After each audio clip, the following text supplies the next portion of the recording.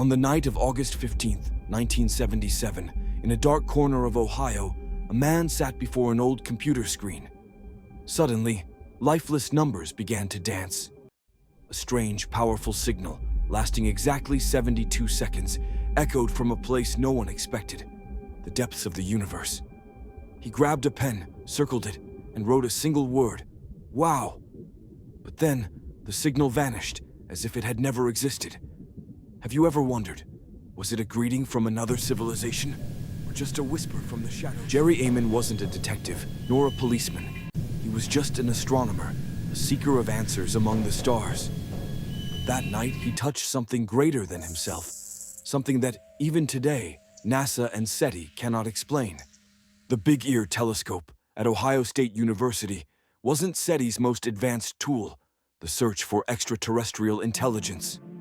But it was sensitive enough to hear voices from billions of light years away.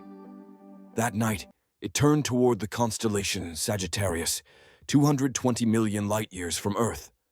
And then, the signal came. 6EQUJ5, that was the signal's code.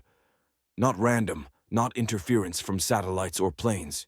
It was 30 times stronger than typical cosmic noise, lasting exactly 72 seconds. The time Big Ear swept across a point in the sky. Jerry stared at it, his heart pounding. He knew this wasn't something Earth had made. He didn't tell anyone right away. Jerry was cautious, not one for hasty judgments.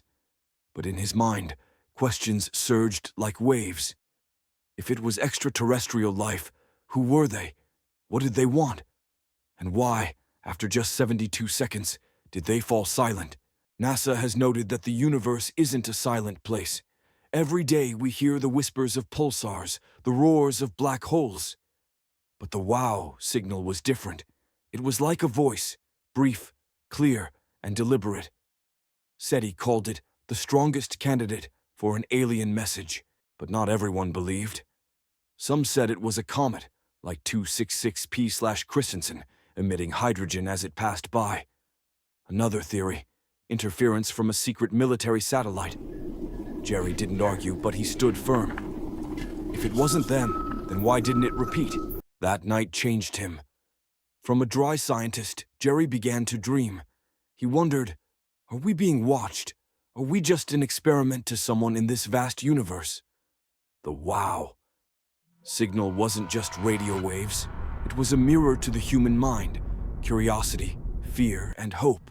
By 2025, SETI still hasn't found another signal like wow. The Arecibo telescope, once our greatest hope, collapsed in 2020. But modern AI, analyzing billions of signals per second, continues the hunt.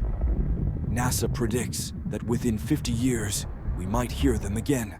But what if they didn't want to repeat? What if those 72 seconds were all they meant for us to know? Perhaps they're watching, waiting, to see what humanity does with that fleeting greeting. The wow signal wasn't an answer, it was a question. It reminds us that the universe isn't just dead stars, but living mysteries.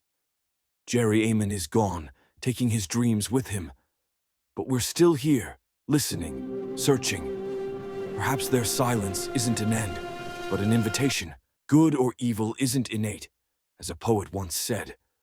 Life out there, if it exists, carries the same contradictions as us: curiosity, fear, and a longing to connect. The wow signal proves that, even just once, we nearly touched them.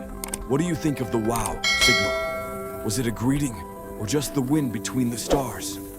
Leave your thoughts in the comments below. If you want to explore more cosmic mysteries and UFOs, hit subscribe and turn on notifications. We'll listen together, because who knows, they might be speaking again.